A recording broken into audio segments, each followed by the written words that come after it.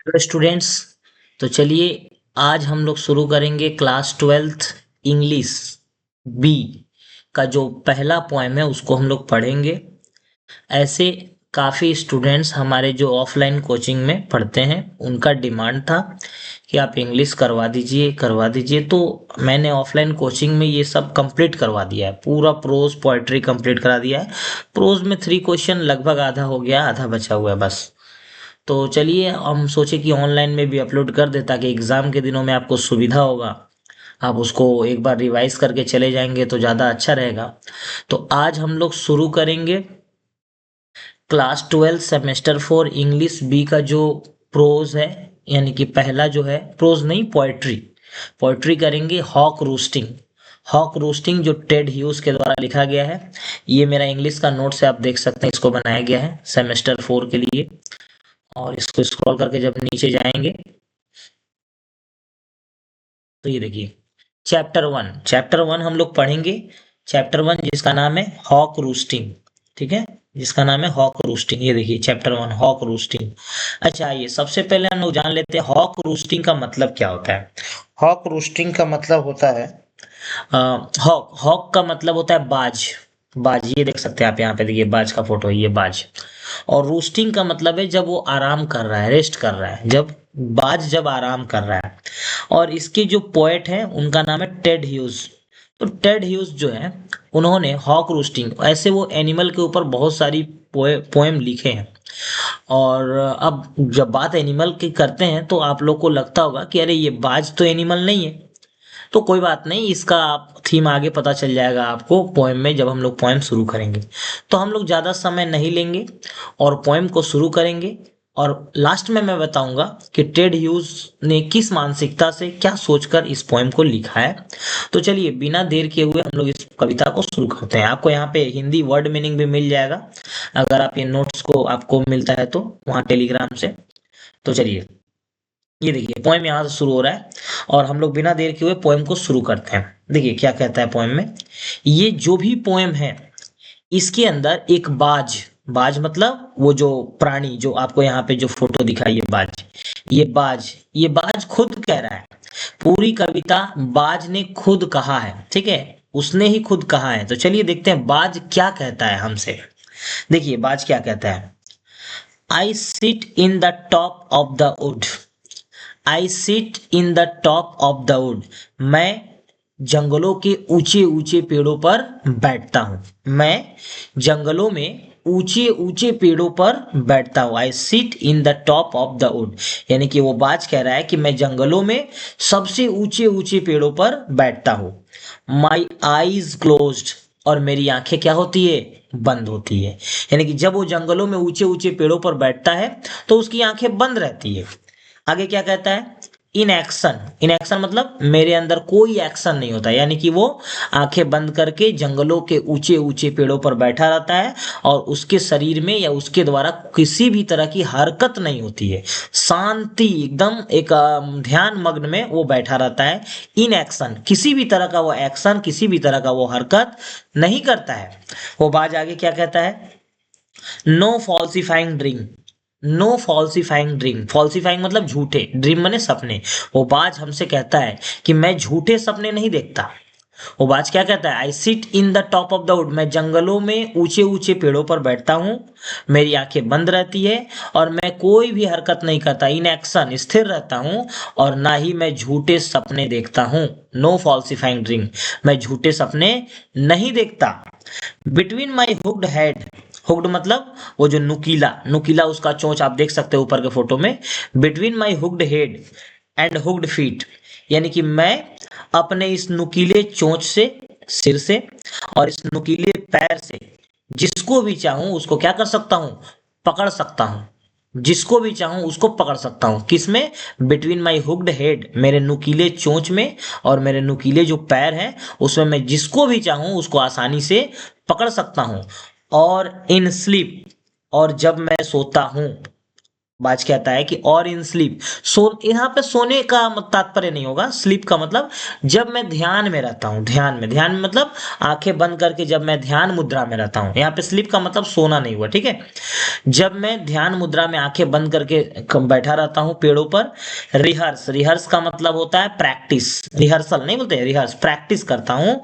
Perfect kill and eat, कि किस तरह से मैं अपने शिकार को परफेक्ट तरह से यानी कि उसको मारूं और उसे खा जाऊं, ठीक है, उसे मारूं और उसे। देखिए इससे ये पता चलता है कितना घमंडी है ये बाज, कितना इसके अंदर घमंड भरा हुआ है, ठीक है। तो आइए एक बार फिर से रिपीट कर देते हैं। I sit in the top of the wood, मैं जंगलों में ऊंचे ऊंचे पेड़ों पर बैठता हूं, वो बाज कह रहा है। माई आईज क्लोज्ड, मेरी आंखें बंद होती है। इन एक्शन, मैं किसी भी हरकत, किसी भी तरह का हरकत नहीं करता। नो फॉल्सिफाइंग ड्रीम, ना ही मैं झूठे सपने देखता हूँ। Between my hooked head and hooked feet, और मैं अपने नुकीले इस चोंच में, नुकीले इस पैर में जिसको भी चाहूं उसको क्या कर सकता हूँ, पकड़ सकता हूं, ठीक है। ये उसके जो घमंड को दिखा रहा है ये। और इन स्लीप, और जब मैं ध्यान मुद्रा में रहता हूं तो रिहर्स, ध्यान में रहने का मतलब जब शांति से पेड़ पे बैठा हो तो इसका मतलब ये नहीं कि मैं चुप हूं। रिहर्स, मैं प्रैक्टिस करता हूं। परफेक्ट किल एंड इट, किस तरह से मैं अपने शिकार को मारूं और उसे क्या करूं, खा जाऊं, ठीक है। तो उम्मीद करते हैं ये जो फर्स्ट पैराग्राफ है, फर्स्ट स्टैंजा जो है वो आपको समझ में आया होगा, स्टैंजा, ठीक है। आइए दूसरा, दूसरा में चलते हैं। अब ये बात क्या कह रहा है, देखिए। The convenience of the high tree, ये जो ऊंचे ऊंचे पेड़ हैं ये मुझे सहायता प्रदान करते हैं, मुझे सुविधा प्रदान करते हैं, कन्वीनियंस करते हैं, ठीक है, कन्विंस करते हैं, मुझे हेल्प करते हैं। यानी कि वो बाज कह रहा है कि ये जो नेचर द्वारा बनाए ऊंचे ऊंचे जो पेड़ है ना, ये सब मेरे लिए ही बने हुए हैं। उसका कहना है कि सब मेरे लिए बने हुए, ये ऊंचे ऊंचे बने हुए, ये मुझे सहायता प्रदान करते हैं, मुझे मदद करते हैं। The air Beyonce, the air Beyonce and the sun rays are advantage to me. The air Beyonce and the sun rays are advantage to me.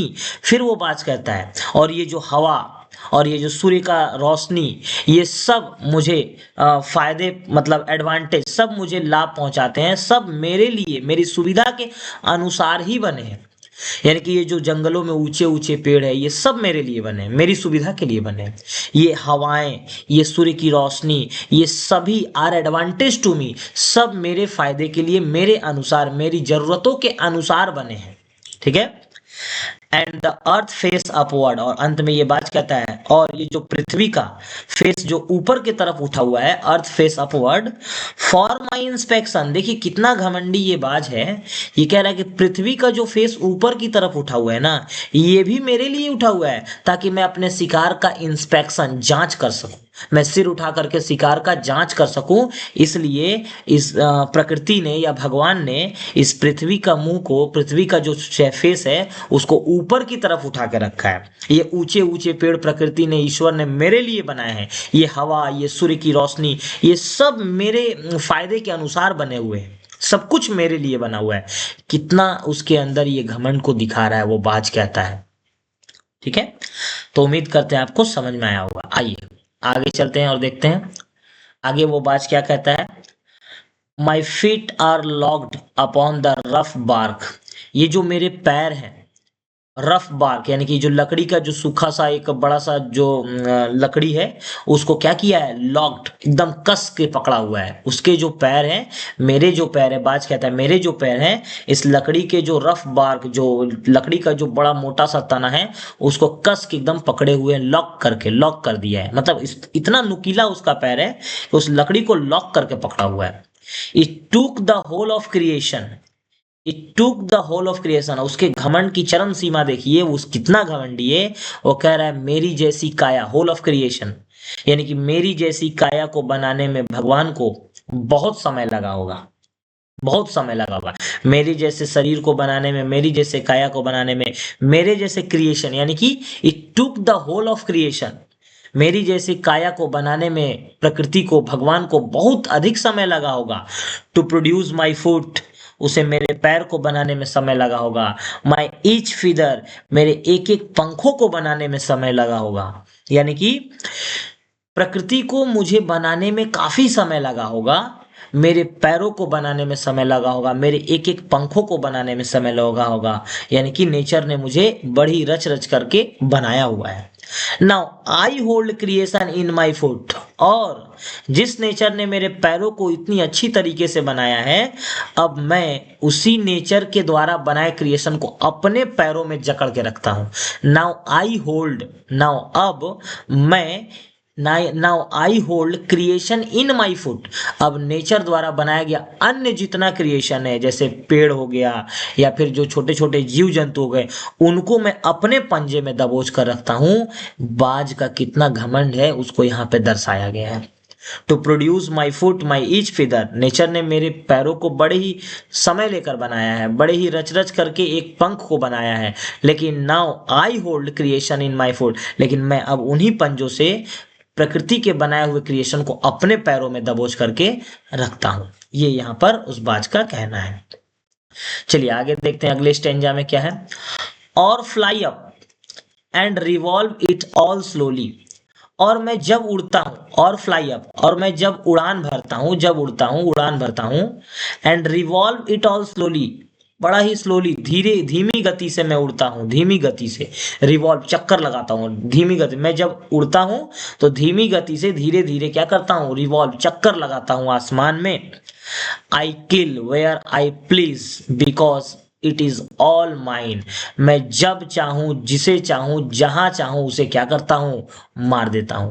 I kill where I please, मैं जब चाहूं, जिसे चाहूं, जहां चाहूं वहां पे क्या कर देता हूं, मार देता हूं। आई kill where I please because, क्यों मार देता हूं, जिसे जहां चाहूं, इट इज ऑल माइन, क्योंकि ये पूरा संसार, ये सब कुछ तो मेरा है। ये यहाँ पे जितना भी कुछ है प्रकृति ने बनाया है वो सब मेरे लिए बनाया है, ये बाज का कहना है। ठीक है, आई किल वेयर आई प्लीज, मतलब कहने का मतलब जब मैं उड़ान भरता हूं और धीरे धीरे जब आसमान में चक्कर लगाता हूं, और जब चाहता हूं, जिसे चाहता हूं वहीं पर क्या करता हूं, मार देता हूं, बिकॉज ये पूरा का पूरा प्रकृति का बनाया हुआ संसार तो मेरे लिए है। There is no sophistry in my body, there is no sophistry in my body, और मैं जब किसी को मार देता हूं तो इसके लिए मेरे अंदर किसी भी तरह का वो जो दुख नहीं होता, मुझे किसी भी तरह का अफसोस मेरे अंदर नहीं होता। देयर इज नो सोफिस्ट्री, मेरे अंदर किसी को मारने का कोई दुख अफसोस मेरे बॉडी में, मेरे शरीर में नहीं होता। क्यों? My manners are the tearing off head, क्योंकि मेरा नेचर ही है, मैंने सीखा ही है दूसरों के सर को धड़ से अलग करना। टीयरिंग, टीयरिंग माने टीयरिंग ऑफ मतलब सर अलग कर देना, हेड शरीर से, सर को धड़ से अलग कर देना। बाज कहता है कि मेरा तो मैनर ही है, मेरी तो संस्कार ही है, मैं क्या करता हूं, मैं दूसरों के सर को धड़ से क्या कर देता हूं, अलग कर देता हूं। My manner are tearing off head, जब चाहूं, जिसे चाहूं वहां मार देता हूं, इसके लिए मुझे कोई दुख अफसोस नहीं होता, क्योंकि मेरा नेचर ही है टीयरिंग ऑफ हेड, मैं किसी भी के सर को धड़ से क्या कर देता हूं, अलग कर देता हूं। आगे देखिए अगले स्टेंजा में ये बात क्या कहता है।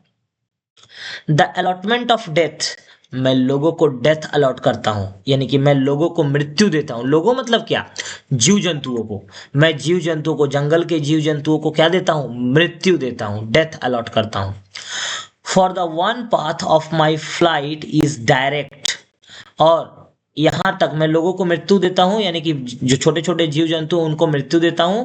For the one path of my flight is direct, और अगर मैं एक बार उड़ा आसमान की तरफ तो ये जो मेरी उड़ान है direct, for the one path of my flight, एक बार अगर मैं आसमान की तरफ उड़ा, फ्लाइट किया, तो ये मेरी जो उड़ान है direct through the bones of the living, समझ जाइए कि मेरी उड़ान किसी न किसी के मौत से जुड़ी हुई है। यानी कि मैं अगर एक बार आसमान में उड़ान भर दिया तो समझ जाइए कि अब किसी न किसी की मृत्यु होने वाली है। थ्रू द बोन्स, बोन्स मन होता है हड्डी, बोन्स ऑफ द लिविंग का मतलब हुआ है मृत्यु, किसी न किसी की मृत्यु के लिए।